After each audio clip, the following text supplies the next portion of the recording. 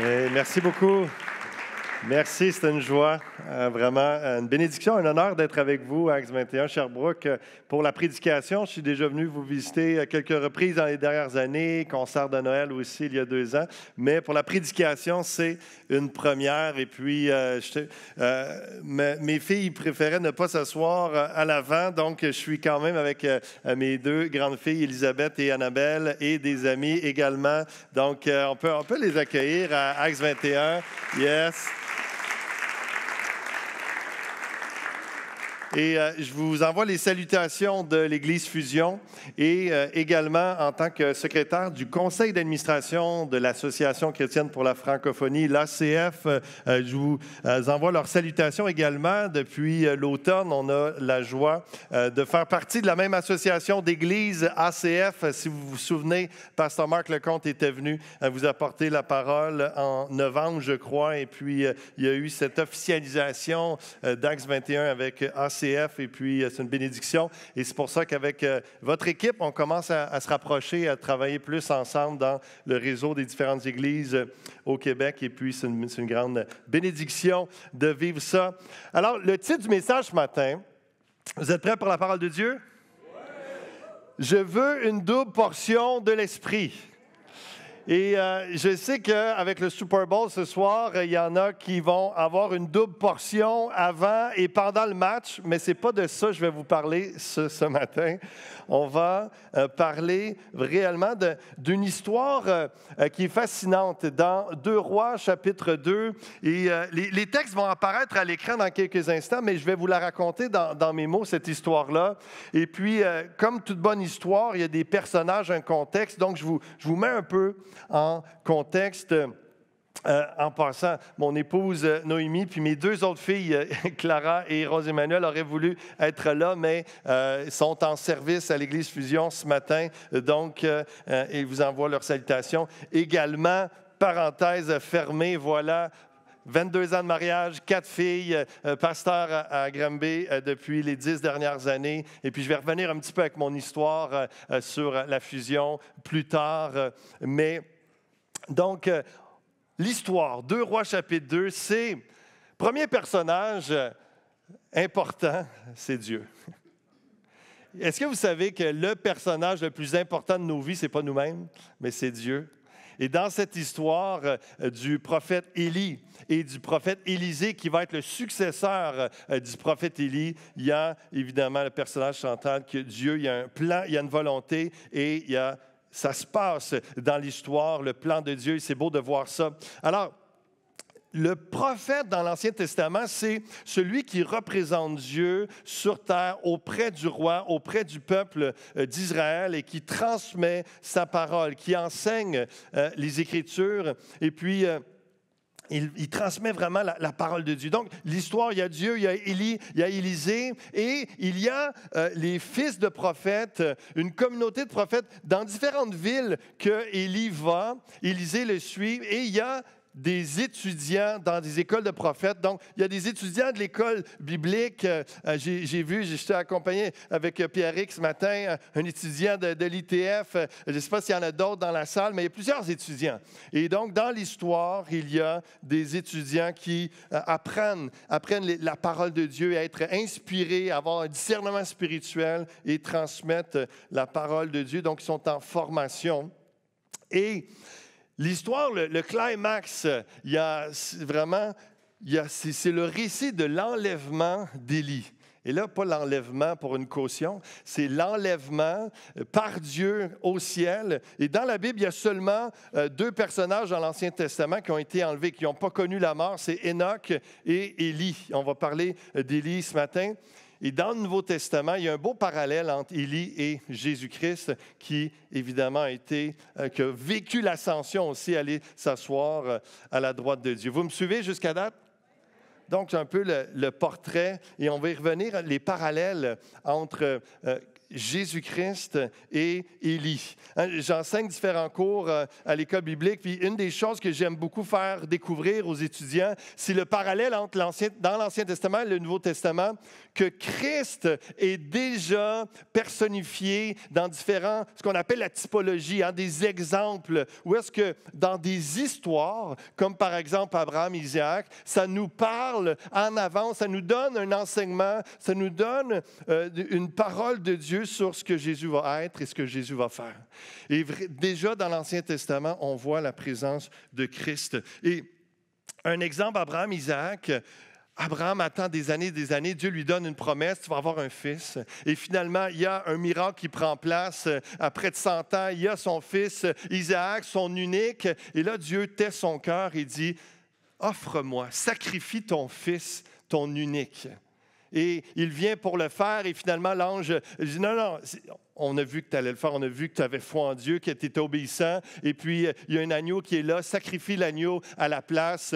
Et puis, quel beau parallèle, c'est ça une typologie, où est-ce que ça l'annonce que le Père donne, sacrifie son Fils, son unique, pour le salut de l'humanité. Et Jésus va dire, si je donne ma vie moi-même, ce n'est pas qu'on me l'ôte, j'ai le pouvoir de la donner, de la reprendre. Et donc, parce qu'Isaac, dans l'histoire avec Abraham, il semble chill, relax. OK, tu vas m'offrir en sacrifice. Il ne se débat pas, il y a cette réalité, mais Jésus s'est offert volontairement.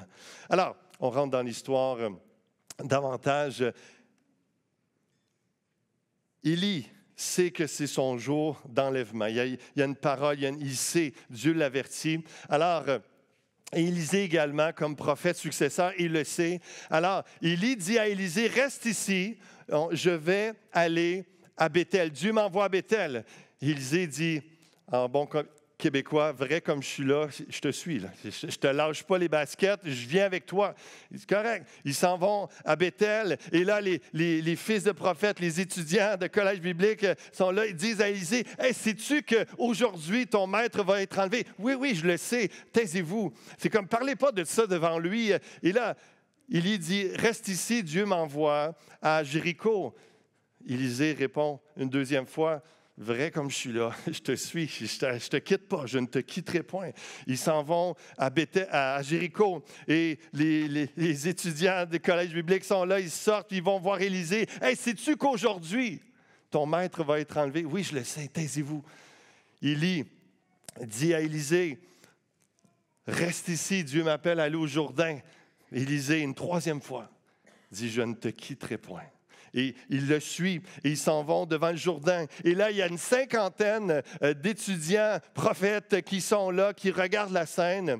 Et comme c'est arrivé avec Moïse, qui a fendu la mer et qui ont passé au travers à pied sec, comme c'est arrivé avec Josué, qui a fendu le Jourdain et qui ont passé le passage, on va y revenir tantôt, c'est tellement important, mais Élie prend son manteau qui représente l'onction, l'appel de prophète, et puis il frappe les eaux, ça sépare. Élisée et Élie traversent le Jourdain ensemble et ils parlent. Et là, Élie dit à Élisée, demande-moi ce que tu veux. Et là, c'est là qui est tellement beau dans l'histoire, où est-ce qu'Élisée dit, je veux une double portion de ton esprit, de l'Esprit de Dieu qui est sur toi, de ton onction prophétique. Il faut comprendre que dans 1 Roi 19, avant l'histoire que je suis en train de vous raconter, Élie s'est fait dire par Dieu dans un temps où il était découragé. Il pensait même à la mort. Il était abattu. Il se pensait le seul fidèle à suivre Dieu et il était isolé, découragé. Et Dieu lui dit, « Tu n'es pas seul, j'ai gardé 7000 fidèles qui me servent et va oindre Élisée comme prophète à ta place. » Donc la parole est déjà donnée et puis le temps passe et là on est dans 2 Rois chapitre 2 et Élisée sait, parce qu'Élie l'a appelé, comme Jésus a appelé ses disciples, « Suis-moi ». Élie a dit à Élisée, « Suis-moi ». Et là, depuis ce temps, il suit Élie et là Élisée connaît l'appel de Dieu.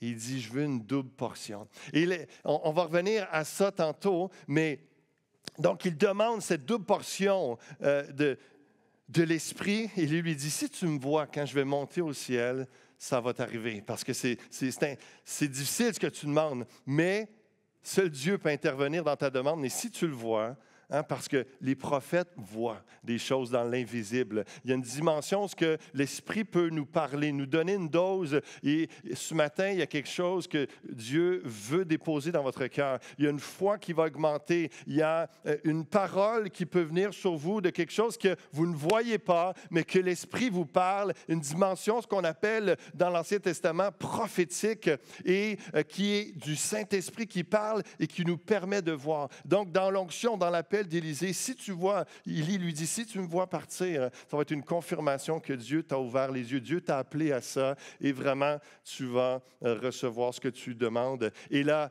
il y a cette vision des chars de feu, des chevaux de feu qui arrivent, représentation de la puissance de Dieu qui protège Israël, et un moment divin. Et là, dans un tourbillon, Élie part et Élisée voit toute la scène et il dit, mon père, char d'Israël, cavalerie, je l'ai vu, je le vois. Il y a une confirmation et là, la scène avec Élie s'arrête, le manteau d'Élie est là. Élisée prend le manteau et puis se retourne vers le Jourdain, frappe le Jourdain. Où est le Dieu d'Élie? On voit la confirmation, l'onction prophétique, l'accomplissement, l'exaucement est là. Il a la double portion et il traverse. Et les 50 étudiants qui étaient là, qui voient la scène, oh! Confirmation. Le prophète Élisée continue sur les traces du prophète Élie. Et ce qui est beau, ce qui est bénissant dans l'histoire, c'est qu'on voit dans la vie d'Élisée, alors qu'Élie avait accompli 7 miracles, Élisée en accomplit, où il est recensé dans l'écrit 14 miracles, et Dieu utilise grandement ce serviteur. Alors ça, c'est l'histoire.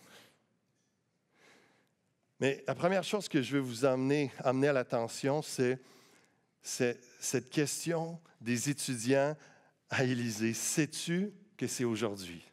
Sais-tu? Le Seigneur leur avait révélé quelque chose que personne ne pouvait leur dire sauf Dieu. Quelque chose qui allait arriver dans l'avenir, qui était là, imminent, mais qui s'en venait. Sais-tu que c'est aujourd'hui? Élie, Élisée, les étudiants prophètes avaient reçu la révélation, la connaissance, le savoir que c'était le jour de l'enlèvement d'Élie. L'Esprit de Dieu leur avait révélé cela. Ce n'était pas une connaissance apprise dans un livre, ni quelqu'un qui leur avait dit, c'est Dieu qui leur avait révélé ce savoir. Je te pose la question, sais-tu qu'aujourd'hui Dieu veut te parler? Je pense que vous êtes très à l'écoute. Sais-tu qu'aujourd'hui, Dieu veut parler à ton cœur? On parle de révélation du Saint-Esprit lorsque Dieu nous transmet une connaissance qui vient, oui, c'est dans l'invisible, oui, ce n'est pas mesurable comme tel, mais en même temps, c'est mesurable sur l'impact sur notre cœur. La conviction, l'assurance qui vient, l'éclaircissement, vraiment, il y a ce qu'on appelle une révélation, un dévoilement.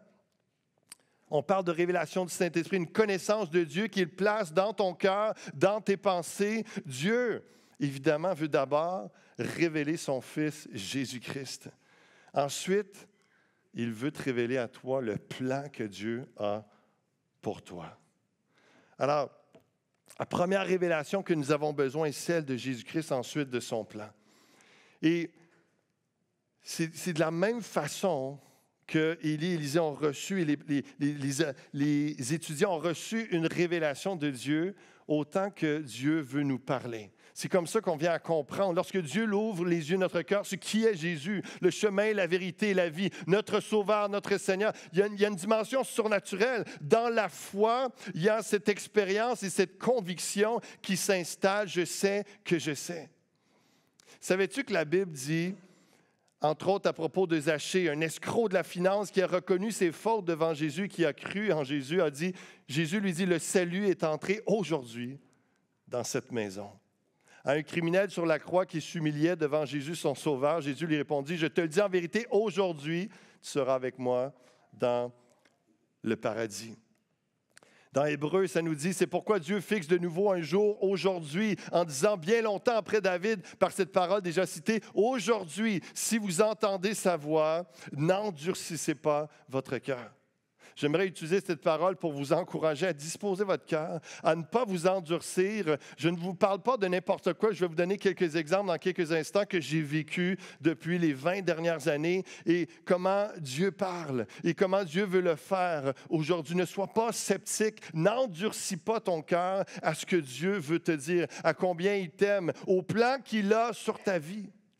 N'endurcis pas ton cœur parce qu'aujourd'hui, non seulement c'est le jour du salut, mais aujourd'hui, Dieu peut te parler comme demain, comme après-demain. Alors, Jésus-Christ est le même hier, aujourd'hui et éternellement. Dans 2 Corinthiens, ça dit « Au temps favorable, je t'ai exaucé. Au jour du salut, je t'ai secouru. Voici maintenant le temps favorable. Voici maintenant le jour du salut. » Je reviens à la question des étudiants. Sais-tu qu'aujourd'hui, dans la présence de Dieu, il y a un aujourd'hui. En Jésus-Christ, il y a un aujourd'hui qui est un aujourd'hui continu. Le salut en tout temps pour toute l'humanité. Ceux qui placent leur foi en Jésus-Christ, tu peux entrer dans un présent, dans un aujourd'hui. Est-ce que c'est un moment de révélation, un moment de découverte, un moment où ce que Dieu te parle, un moment où ce que tu découvres combien Jésus t'aime, tout ce qu'il a fait à la croix, et que tu le reçois, et tu rentres dans un aujourd'hui pour l'éternité parce que tu as la vie éternelle. Et c'est vraiment quelque chose de beau, de puissant. Et ça, c'est le départ. C'est le départ et après ça, Dieu nous parle de toutes sortes de façons pour nous enseigner, nous instruire. L'apôtre Pierre a eu une révélation que Jésus n'était pas seulement un homme, mais qu'il était le Christ, le Fils du Dieu vivant. Donc, la première révélation est importante d'avoir cette révélation de qui Jésus est, de ce qu'il a accompli pour toi à la croix. Je me rappelle, à 14 ans, j'étais dans la cuisine avec mon frère, 2 ans plus vieux que moi, et ma sœur de 18 ans arrive dans l'appartement où on était, puis son visage brille, son visage illumine. Et elle, on a grandi dans une famille chrétienne, mais vraiment pas engagée à ce moment-là dans nos vies. Mon frère et moi, on n'était pas convertis. Ma sœur, dans la drogue, la boisson, l'occultisme, tout habillée gothique en noir. Et là, elle est souvent blême et colérique, tout ça. Et là, elle revient à la maison. La cuisine, on la regarde, son visage brille, il est rayonnant, complètement changé. Et alors qu'il était dans un parc en train de fumer du pot avec sa gang, et des chrétiens sont venus leur témoigner, leur parler de Jésus, combien il les aimait, combien il avait un plan pour eux, combien il est mort sur la croix pour pardonner tous leurs péchés. Et ma sœur connaissait l'histoire, mais elle ne l'avait pas vécu. À ce moment-là, elle a donné sa vie au Seigneur. Elle a fait une prière de foi. « Seigneur, je crois en toi. Je demande pardon pour tous mes péchés. » Le Saint-Esprit est venu en elle, commençait instantanément à la libérer des addictions et changer de comportement. Et c'est là qu'elle revient à la maison, elle la regarde et là, elle nous parle de Jésus. Mais voyons. Et voyons donc notre sœur qui nous parle de Jésus avec passion et elle nous présente ce qu'elle avait reçu, la bonne nouvelle de Jésus-Christ. Et là, mon frère et moi, autour de la table de cuisine, bien simplement, on le veut, Jésus-là, on le veut, ce Dieu vivant-là, une révélation qui vient sur nous, on comprend davantage. Et là, on fait prière de foi, on déclare comment on croit en Jésus-Christ, et on le reconnaît comme notre sauveur, nous pécheurs, lui, celui qui nous pardonne, etc. Nouvelle naissance, moment où, après cette révélation, Dieu nous a parlé, nous a montré son amour, et on a commencé à grandir dans la foi. Donc ça, c'est le jour 1, c'est le aujourd'hui, le moment où sais-tu qu'aujourd'hui, Dieu t'aime. Il y a un plan pour toi. Il t'a sauvé. Donc, il y a tous ces aspects-là. Mais ensuite, le Saint-Esprit continue à parler, nous révèle non seulement qui est réellement Jésus, mais parfois aussi nous donne des paroles qui nous guident, pour le présent comme pour le futur. On voit ça dans les Actes des Apôtres et ça arrive encore aujourd'hui. Agabus, un prophète qui reçoit une parole d'une famine qui va arriver dans le monde et ça l'arrive. Il y a, à un moment donné, dans Acte 13, une église interculturelle qui sont là, à Antioche, en train de jeûner, de prier. Et Dieu leur dit, mettez-moi à part Saul et Barnabas pour la mission à laquelle je les ai appelés. C'est de ça que je vous parle ce matin, des moments où le Saint-Esprit nous parle, se révèle à nous et nous donne une connaissance que personne ne peut nous donner, sinon Dieu lui-même. Et à mon souvenir, je me rappelle, après ma conversion, il y a eu différents moments, mais à 20 ans, je fais ma première prédication un dimanche matin. Et après ça, entre 20 et 22 ans, je commence à prêcher de temps à autre, évidemment à la jeunesse, mais le dimanche matin. Et je me rappelle un dimanche, je finis de prêcher, je fais un appel, des gens avancent, et puis il y a une dame qui avance, et puis je me mets à prier avec elle, et j'ai une première fois à mon souvenir que j'ai une dimension comme ça de révélation, où est-ce que je vois un jardin, puis il y a une parole qui vient dans mon cœur, c'est « oui ». Fait que moi, je dis à la dame, bien simplement, innocent, je dis, je vois un jardin, puis Dieu dit oui. Puis elle me regarde, elle dit, hier j'étais dans mon jardin, puis j'ai posé une question à Dieu. Puis là, tu me réponds que c'est oui. Wow, OK, je venais de comprendre que Dieu m'avait utilisé dans une révélation. Et donc, c'est des choses que Dieu arrive, ou est-ce que ça peut être par l'intermédiaire de quelqu'un, ça peut être dans notre cœur, un texte biblique, évidemment, une prédication. Dieu, l'Esprit se révèle à toi de différentes façons. Je me rappelle juste un peu avant, lorsque j'étais au cégep, j'étudiais en sciences humaines, je m'en allais comme prof d'éducation physique, étudier là-dedans. Puis, dans la dernière année de mon cégep, ça me disait tout le temps dans mon cœur, « Va pas étudier là-dedans, tu ne travailleras pas là-dedans. Va pas étudier là-dedans, tu ne travailleras pas là-dedans. Va pas étudier là-dedans, tu ne travailleras pas là-dedans. » Donc, j'ai fini par comprendre, j'ai fini par arrêter les démarches. J'en ai parlé avec mon pasteur et je ressentais l'appel de Dieu. Et finalement, je me suis inscrit à l'école biblique. Et puis, quelques années plus tard, je suis devenu pasteur. J'ai commencé l'école biblique en 2002. En 2006, je suis à l'église, encore une fois, dans une réunion. Et puis, le temps de prière, louange, la dame pour qui j'avais donné cette révélation du jardin, quelques années plus tard, elle vient me voir, puis elle dit, « J'ai une parole pour toi. » Puis elle dit, « Il y a un peuple qui t'attend. » Qu'est-ce que ça veut dire, ça? Il y a un peuple qui m'attend. Moi, j'étais en train de servir dans la jeunesse. J'étais en train de développer la connaissance, l'expérience pour assister le pasteur qui était là, etc. Je ne savais pas trop. Et là, je me mets à jeûner, à chercher la face de Dieu. Et puis, tout d'un coup, les images, les paroles, tout s'éclaire.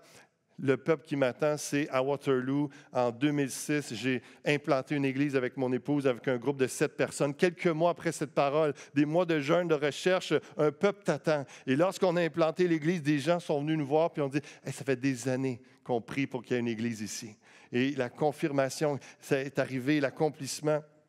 Et les années ont passé et en 2013, je pensais aller implanter une autre église au Saguenay. Ça allait bien à Waterloo. On est en train d'avoir un achat de bâtiment, tout ça. Et puis, pendant un an, je fais des démarches, prie pour aller implanter une église au Saguenay. Et puis, on est en train de magasiner des maisons. On est rendu là, puis le Seigneur, il m'arrête, met une conviction. Puis, non, ça va être une fusion avec une église à Granby. Tu vas fusionner ton église de Waterloo avec une église de Granby.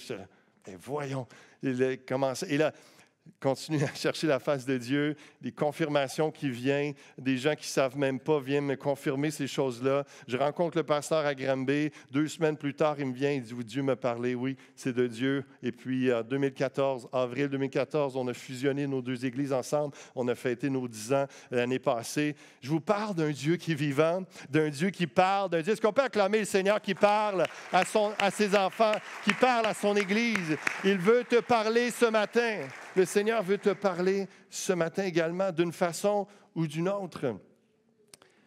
Sais-tu que c'est aujourd'hui? Les prophètes savaient que le jour de l'enlèvement d'Élie est arrivé, mais je veux te le dire aussi, Dieu veut te parler à toi, se révéler à toi, te guider, te conseiller. Je répète qu'il le fait par son esprit dans ton cœur. Il parle par sa parole écrite, la Bible. N'hésitez pas chaque jour à lire le message de Dieu dans la Bible, ce qu'il a pour toi, son plan pour ta vie.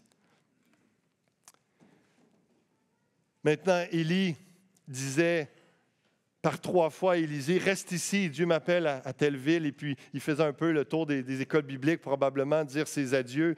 Et Élisée, par 3 fois, lui disait, « Je ne te quitterai pas. Je ne te quitterai pas. Reste donc ici, car l'Éternel m'envoie jusqu'à Béthel. » Élisée répondit, « L'Éternel est vivant et mon âme est vivante. Je ne te quitterai pas. » Littéralement, je ne te lâcherai pas, je ne t'abandonnerai pas. Et c'est exactement ce que Dieu nous promet, de jamais nous abandonner, de toujours être avec nous et il ne nous lâchera pas. Il nous demande en retour de s'engager, de le suivre. Jésus dit, suis-moi. Abandonne tout, suis-moi.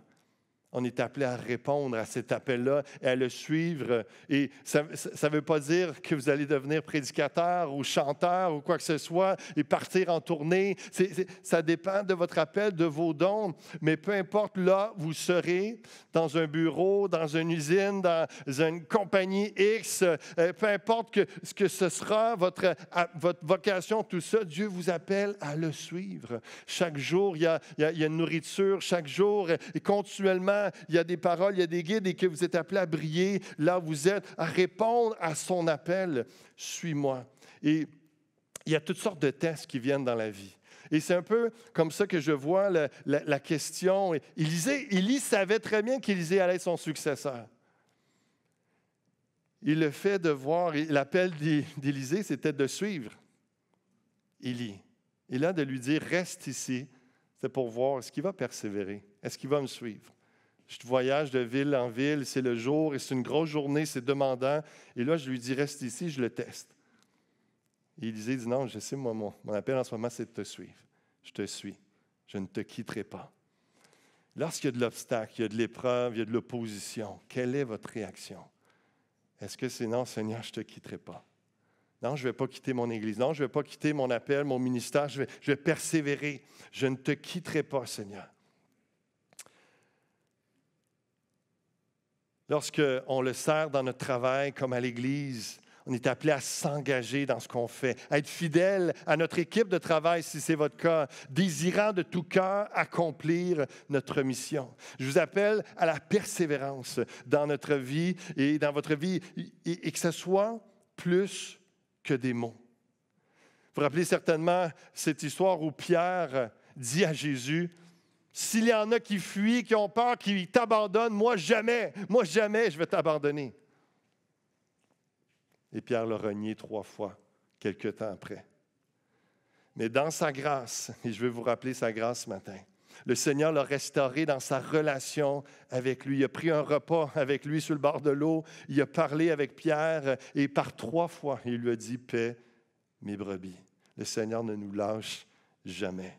Même 2 Timothée 2,13 nous dit, si nous sommes infidèles, Dieu demeure fidèle et il ne peut se renier lui-même. 3 fois, Élisée dit, je ne te quitterai pas. Et ce qui est intéressant dans ce récit-là également, c'est que ça nous parle, ça nous enseigne sur les répétitions que le Seigneur provoque dans nos vies. Des situations, est-ce que ça vous est déjà arrivé d'avoir une espèce de sentiment de déjà-vu? Et que ce soit une parole, que ce soit une situation qui arrive à votre travail, aux études, dans votre famille, dans vos amis, dans vos relations. Des fois, il y a juste le nom qui a changé, mais on dirait que, puis la date, tout le reste est pareil. Et des fois, c'est des situations éprouvantes, puis c'est un peu comme la réaction, pas encore, pas pour vrai. Laissez-moi vous dire que l'histoire d'Élie et d'Élisée et bien des histoires dans la Bible nous montrent que Dieu provoque des répétitions dans nos vies, des situations qui reviennent pour qu'on y fasse face, qu'on apprenne, qu'on grandisse. Il éprouve les motifs et la force de notre foi, les motivations de notre cœur pour voir quand les situations te disent « reste ici », quelqu'un te dit « reste ici », arrête de répondre à l'appel, arrête de suivre le Seigneur, arrête de t'engager dans ton appel ou dans ta relation, dans ton mariage, dans ta parentalité. Non, reste ici, arrête. Mais le Seigneur t'appelle à persévérer. Est-ce que c'est une épreuve, c'est un test? Élisée dit 3 fois, je ne te quitterai pas. Il y a différentes répétitions. Et un théologien disait, le voyage de Gilgal à Béthel, en passant par Jéricho jusqu'au Jourdain, retrace les premiers mouvements d'Israël en terre promise. Et c'est ça qui est intéressant parce que il y a ce que Élie est en train de vivre avec Élisée, Josué l'a déjà vécu. Il a fait le même parcours dans la foi. Il est entré, lorsque le Jourdain s'est ouvert, il passait de la terre inculte à la terre promise, à ce que Dieu avait promis, le pays de la promesse. Et pour nous, l'image, c'est la vie éternelle lorsqu'on rentre dans la foi en Jésus-Christ.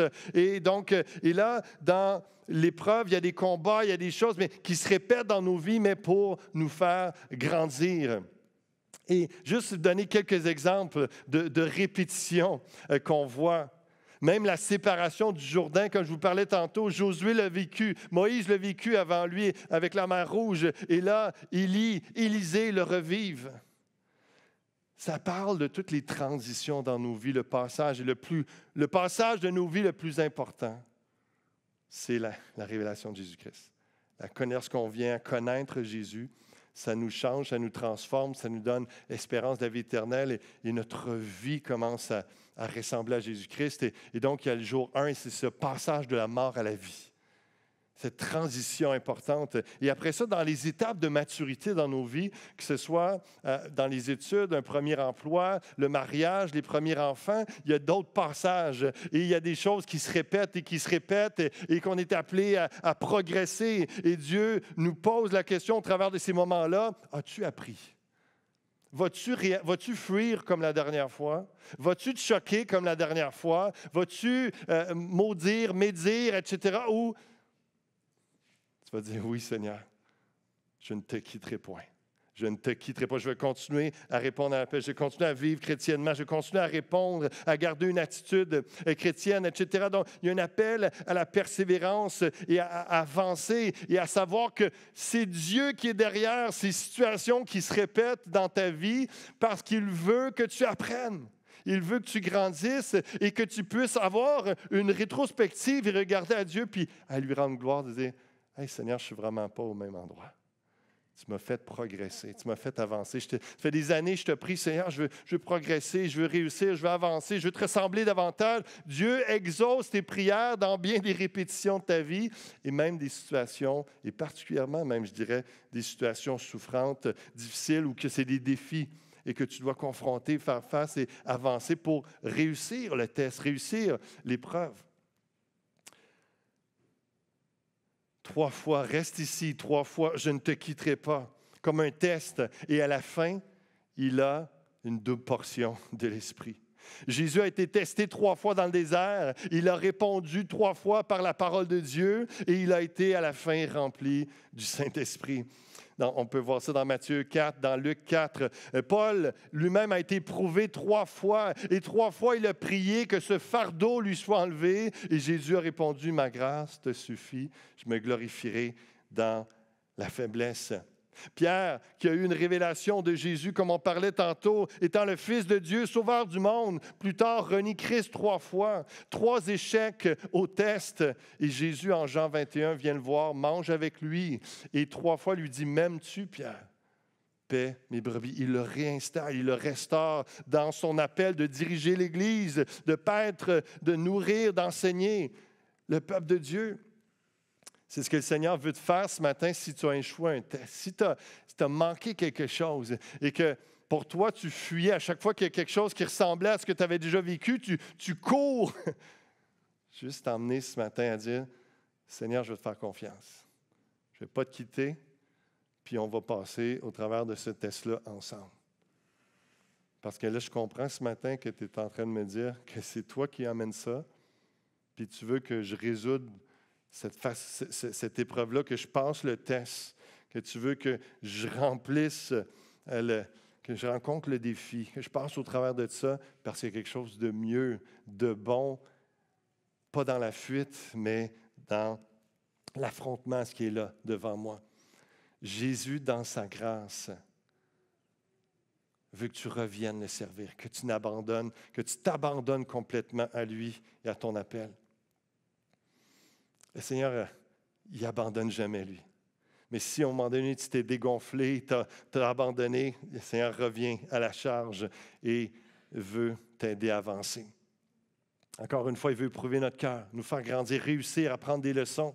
J'ai même vu Dieu, dans sa grâce, nous remettre dans un contexte de traumatisme, de blessure profonde, pour nous emmener à avoir une autre perspective.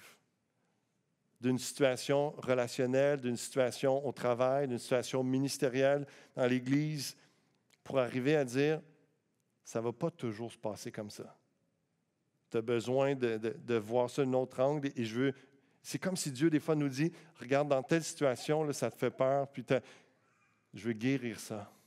Je veux restaurer ça. Je veux que tu sois en paix et que tu puisses aller de l'avant avec tout ça. Il y a des fardeaux, des blessures, de l'amertume, peut-être par des abus ou des situations, des relations brisées, et qu'on fait juste garder ça loin. Puis là, à chaque fois qu'il y a quelque chose dans une relation qui ressemble à... On se ferme, mais on ne grandit pas au travers de cela. On ne grandit pas au travers de cela. Je me rappelle, je suis en train de vivre quelque chose de vraiment spécial et je suis à quelques mois dans cette situation-là où est-ce que pendant 8 ans, j'ai investi dans un couple à l'Église que j'ai tellement aimé. On était des amis. Puis, mais il y avait des situations d'immaturité dans la relation, dans leur réaction face aux choses. Et leur réaction dans des moments d'épreuve était de se braquer contre l'autorité et de commencer à critiquer, puis vraiment à se braquer au lieu d'entretenir la relation, d'essayer d'expliquer, parler, etc. C'était des accusations, il y avait de la rébellion. Et pendant 8 ans, j'ai adressé ça en avancée. Et puis... Et à un moment donné, jusqu'à un moment de brisure, de fracture. Et puis, j'ai tellement pleuré. Il y avait beaucoup d'affection, d'attachement. Et ce couple, malheureusement, après 8 ans d'investissement, à les former, puis à les aimer, puis etc., puis de part et d'autre, ils nous ont tellement apporté, finalement, ont juste quitté l'Église, sont partis servir autrement ailleurs. Un échec, une déception, etc. Quelques années passent, et là, à l'automne, Dieu envoie un couple à l'Église qui habite la même ville, qui arrive du même employeur, qui viennent de la France, les deux, même endroit. Dans le couple, il y a un blanc, un noir. Je dirais plus un brun, mais lui, il dit qu'il est noir. Un blanc, un noir, et tellement d'éléments que je me dis, est-ce que c'est une blague? Et le Seigneur me ramène à revivre quelque chose et avec un sentiment en même temps de paix, de confiance, de Dieu est bon. Il veut me ramener à revivre ça avec une bénédiction, avec un couple, plus d'expérience, plus de maturité, où est-ce que le 8 ans investi, finalement, il n'est pas perdu parce que pendant que j'investissais là, même si j'ai l'impression que pour l'Église, le royaume de Dieu, c'est vide, c'est vain, non, Dieu est en train de travailler un autre couple, puis dans sa grâce, il les amène mieux équipés, mieux disposés, qui veulent servir le Seigneur. C'est ce que Dieu fait. C'est ce que Dieu veut faire dans des relations, dans votre appel. Il veut restaurer, renouveler pour t'emmener à ne pas abandonner, à ne pas lâcher, à persévérer, à répondre « Je ne te quitterai point. Seigneur, je n'abandonnerai pas mon appel. Je n'abandonnerai pas mon appel. » Je termine avec cette question et Élie qui demande à Élisée « Dis-moi ce que tu veux. » Cette affirmation, dis-moi ce que tu veux. Dieu a demandé la même chose à Salomon alors qu'il était un tout jeune roi. Hein? Et Salomon a demandé la sagesse.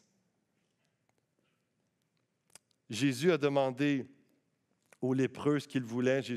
Il a demandé la guérison et Jésus lui a donné la guérison. L'aveugle demande la vue. Évidemment, lorsque Jésus lui demande, que demandes-tu? Que veux-tu? Et Jésus lui donne la vue. Qu'est-ce que tu demandes au Seigneur? Qu'est-ce que tu demandes au Seigneur? Qu'est-ce que tu veux réellement? Parce que ça révèle notre cœur, ce qu'on demande à Dieu. Élisée, quand il dit « Je ne te quitterai point » et qu'il veut une double portion de l'Esprit, il se rappelle un roi 19 lorsqu'il a été appelé par Élie à le remplacer, puis il est en train de dire par sa demande « Oui ». Je veux servir Dieu. Oui, je veux répondre à l'appel. Oui, je veux faire ce que tu me demandes, Seigneur, mais je ne veux pas juste le faire. Je veux l'onction. Je veux l'équipement spirituel pour accomplir ma mission sur terre, quelle qu'elle soit. Et on a besoin de l'œuvre du Saint-Esprit pour être réellement un enfant de Dieu, pour être le père, la mère qu'on est appelé à être, pour être l'homme et la femme que Dieu veut pour briller là où Dieu nous envoie. On a besoin du Saint-Esprit pour quelconque œuvre et d'être la personne que Dieu nous demande. Donc, la question et nos prières et ce que vous demandez à Dieu révèle votre cœur. Qu'est-ce que vous voulez réellement? Qu'est-ce que tu veux? Que veux-tu? Encore une fois, il y a ce parallèle entre Élie et Jésus. J'ai parlé tantôt, Élie, en 1 Roi 19, appelle Élisée à le suivre. Jésus appelle ses disciples à le suivre, à tout abandonner pour lui. Élie monte au ciel dans un tourbillon alors qu'Élisée le regarde. Élie dit à Élisée, « Que veux-tu? » Jésus dit aux gens qui les suivent, « Que veux-tu que je te fasse? » Jésus monte au ciel à la droite du Père pendant que les disciples le regardent s'élever vers le ciel. Et pour Élie, c'est Élisée qui le regardait. Il y a ces parallèles qui sont là. Élisée veut dire « le Seigneur sauve » et Jésus veut dire « sauveur ». Je prie que Dieu vous parle ce matin pour en arriver vraiment à demander à Dieu l'onction, l'huile du Saint-Esprit qui représente l'appel et l'équipement. Là où Dieu nous parle, se révèle à nous et il y a une mission. On sait qu'il y a une mission à accomplir, il y a un plan pour nos vies. Ce n'est pas nous, le personnage principal de notre histoire, je vous le rappelle, c'est le Seigneur. Et certainement qu'on a un rôle à jouer là-dedans, mais on suit le Seigneur. Alors je prie que non seulement Dieu vous parle, mais que vous arriviez à cette... Si ce n'était pas votre demande, vous arrivez à faire cette demande à Dieu. Je veux l'onction, la double portion de ton esprit. Je veux être équipé, je veux te servir, Seigneur, mais avec la puissance de ton esprit qui a un impact, que des vies soient sauvées, que des vies soient transformées, que mes enfants viennent à toi, que je puisse marcher dans l'intégrité, dans la fidélité. Seigneur, je veux accomplir ton œuvre, je veux te glorifier, te ressembler. On a besoin de l'onction du Saint-Esprit pour le connaître, le servir. On a besoin de l'Esprit pour comprendre, connaître le caractère de Christ, recevoir ses fruits, ses dons, sa puissance, sa sagesse. Vous savez, réussir nos études puis réussir financièrement ne va pas forcément accomplir la mission de Dieu. Est-ce que vous avez des objectifs plus qu'humains, plus que terre à terre? Est-ce qu'il y a une dimension éternelle à votre vie en ce moment? Peu importe dans quel domaine vous allez travailler, encore une fois, ça ne veut pas dire que vous êtes obligé de travailler à l'Église pour faire l'œuvre de Dieu. Ce n'est pas du tout cela l'idée. Mais c'est vraiment de voir, est-ce que j'ai un sentiment de pensée d'éternité pour ma vie, les gens autour de moi, et de réaliser que j'ai besoin pour ça du Saint-Esprit. J'ai besoin pour dire, oui, je ne te quitterai pas, je vais répondre à l'appel, je vais te suivre, je vais te servir, Seigneur. Tu me dis, suis-moi, je te dis oui. Seigneur, remplis-moi. Saint-Esprit, c'est ce que je veux réellement. C'est ce que je veux réellement. Élisée savait l'appel sur sa vie, sa raison d'être. Il voulait une double portion pour confirmer et accomplir l'appel de Dieu. Élisée veut une double portion de l'Esprit. Toi, qu'est-ce que tu veux? Qu'est-ce que tu veux? La double portion, il y a l'idée de le fils aîné dans l'héritage. Avec Israël, le premier-né, le fils aîné recevait la double portion, puis les autres enfants recevaient une part de l'héritage. Mais ce qui est beau dans le cœur d'Élisée, c'est que Élisée dit, j'ai déjà tout abandonné, je ne veux pas des terres, je ne veux pas pouvoir, richesse, je veux officialiser que c'est moi le successeur, la double portion, il est là le sens, mais il dit de l'esprit. De l'Esprit. Là, on voit vraiment cette dépendance, ce désir de plus du Saint-Esprit. Je vais inviter les musiciens à me rejoindre à l'avant, avant qu'on continue dans un temps de louange et que je prie avec vous en ce sens-là. Et il n'y a pas de limite à ce que le Seigneur, déjà ce matin, peut dire et faire, vous révéler.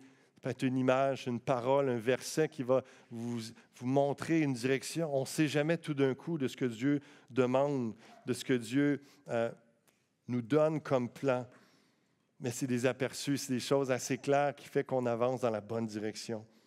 On peut se demander ce matin une direction, un conseil, une force par son esprit. Et que si c'est votre cas, que vous ne pouvez pas dire que j'ai une révélation de Jésus-Christ, que je le connais, que j'ai vraiment un amour pour lui, une reconnaissance, une compréhension de ce qu'il a fait, que ce matin, ça puisse être votre prière. Seigneur, révèle-toi à moi, je veux te connaître, je veux te découvrir.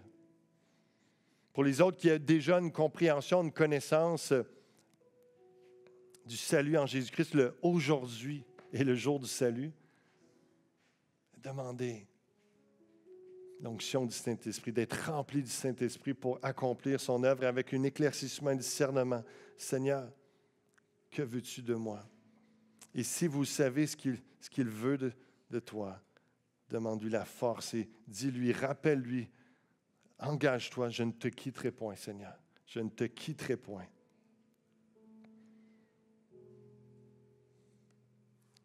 Et ce qui est beau dans cette demande, lorsqu'Élie dit à Élisée, que veux-tu? Une double portion de ton esprit. Et là, il y a l'enlèvement, il y a le manteau. Et c'est là qu'il répète, il y a ce passage. Ils sont comme dans l'Ancienne Alliance, dans la loi de Moïse, dans le territoire où Moïse, représentant de la loi, est mort. Élie est enlevé au ciel. Et là, Élisée est appelé à retraverser, d'entrer en nouveauté de vie, entrer dans revivre le passage du Jourdain qui s'ouvre. Et c'est toute la symbolique aussi spirituelle du Nouveau Testament, la nouvelle alliance. Tu rentres en Jésus-Christ en nouveauté de vie. Nous sommes des nouvelles personnes. Peu importe le passé qu'on a vécu, le Seigneur est un Dieu de renouvellement, de jours nouveaux et d'entrer dans le aujourd'hui avec ses promesses, avec sa grâce, sa fidélité, ses bontés qui se renouvellent chaque matin et que vous puissiez vivre dans votre vie ce moment de passage. Et c'est symbolique, Élisée revient en terre promise, le Jourdain s'ouvre. Hein, où est le Dieu d'Élie? Il frappe les eaux, ça rouvre, il y a la confirmation de l'onction, tout ça, mais ça montre que même si Élie, puis là, l'homme de Dieu, telle personne sur qui je comptais n'est pas là, Dieu est encore là. Sa parole est encore là, sa puissance est encore là, son plan qu'il veut accomplir au travers de ta vie, c'est encore là. Nous n'avons pas besoin d'un humain pour nous sauver, pour voir un miracle dans nos vies. On a besoin du Seigneur. On a besoin du Seigneur. Sa parole, sa promesse perdure et ça s'accomplit en lui. Je vous invite à ces prières, Seigneur, parle-moi. À cette affirmation, Seigneur, je ne te quitterai pas. Seigneur, je veux te servir par ton esprit. Que ce soit une première fois, reconnaissez qui est Jésus, déclarez votre foi en lui, demandez qu'il vous parle, que ce soit un renouvellement d'engagement ce matin. Dites au Seigneur que vous voulez être rempli du Saint-Esprit. Puis, il y a cette image de la ville de Florence. Il y a 2 ans, j'ai eu le privilège d'emmener mon épouse pour fêter nos 20 ans de mariage à Florence, en Italie. Puis, elle ne le savait pas. J'avais acheté une nouvelle bague 20 ans plus tard pour renouveler nos vœux de mariage et lui dire combien je l'aimais. Puis, dans tous les hauts et les bas, mais il y a eu beaucoup plus de hauts que de bas. Dans nos 20 ans, on était vraiment bénis. Puis, je voulais lui réserver cette surprise-là. Et imaginez, ça c'est la vue qu'on avait, on était assis dans les marches qui sont là, la place Michel-Ange, on voit la Florence, le Duomo des Medici, tout ça. Il y avait même un petit coucher de soleil, un chansonnier, tout était là, c'était incroyable. C'est juste qu'on était dans un jet lag et ça faisait 24 heures presque qu'on n'avait pas dormi. Donc intérieurement, là, on ne sentait pas trop la romance, je dois l'avouer, mais il fallait que je saisisse l'occasion. Et le point, c'est justement ça, c'est que l'appel, c'est tellement beau, c'est grand, tout ça, puis qu'on le sente ou pas, l'important, c'est de s'engager. C'est renouveler notre engagement. Et il y a tellement de belles choses, de grandes choses que le Seigneur a pour nous, a prévues et que vous avez certainement vécues et que je veux juste vous rappeler, vous encourager, hey, c'est pas fini. Pour Actes 21, il y a quelque chose de beau et de glorieux qui s'en vient. Persévérez dans votre appel. Soyez renouvelés dans votre engagement à servir le Seigneur dans l'Église, à servir le Seigneur dans la communauté, à servir le Seigneur dans votre famille, à servir le Seigneur là où vous êtes. Là où vous êtes. Et avec demander, Seigneur, je suis fatigué, je suis un peu découragé. Renouvelle-moi par ton esprit. Une double portion de ton esprit. Le Seigneur veut vous amener à traverser ce que vous ne pouvez pas traverser sans Jésus. Il veut vous accorder sa puissance. Je vais juste prier quelques instants, puis on m'a dit qu'il y a une place à l'arrière pour des gens qui voudraient recevoir de la prière, partager des choses. Il va y avoir une équipe de prière à l'arrière pendant la louange. N'hésitez pas à y aller. Que vous soyez dans vos bancs ou à l'arrière, je vous invite réellement à vous abandonner dans les bras du Seigneur, à demander des éclaircissements, être à l'écoute. Ouvrez vos cœurs. Et que le Saint-Esprit ouvre les yeux de votre cœur. Seigneur, merci pour ce temps qu'on a eu ensemble dans ta parole ce matin. Seigneur, dans toute la simplicité de ce message, oh Dieu, parle à nos cœurs. On a tellement besoin de toi. Tu vois des appels sur les hommes et les femmes en ce lieu. Oui, Seigneur, de ce lieu, de cet endroit, de cette communauté, tu vas lever des futurs pasteurs, des implanteurs, des évangélistes. Mais tu lèves des mamans, des papas, des pères et des mères, tu lèves des hommes et des femmes de Dieu qui vont briller dans tous les domaines de cette société et qui vont t'honorer et te glorifier, mais qui ont besoin de l'onction du Saint-Esprit, de persévérance. Seigneur, on prie pour une révélation, on prie pour une persévérance dans l'engagement à te suivre, Jésus, partout où tu nous appelles, et que ce que l'on veut le plus, que ce soit toi, la puissance de l'Esprit, que ce ne soit pas les richesses, le succès, etc., parce que tout ça est momentané et tout ça ne satisfait jamais. Mais notre nourriture, c'est de faire ta volonté, oh Dieu. Alléluia. Souffle sur ton Église ce matin. Remplis tes enfants de ton esprit. Qu'il y ait une louange renouvelée, une adoration renouvelée, une action de grâce renouvelée, un zèle nouveau pour toi. Une générosité renouvelée, une consécration renouvelée. Au nom de Jésus-Christ. Alléluia. Louons Dieu ensemble. Louons Dieu ensemble.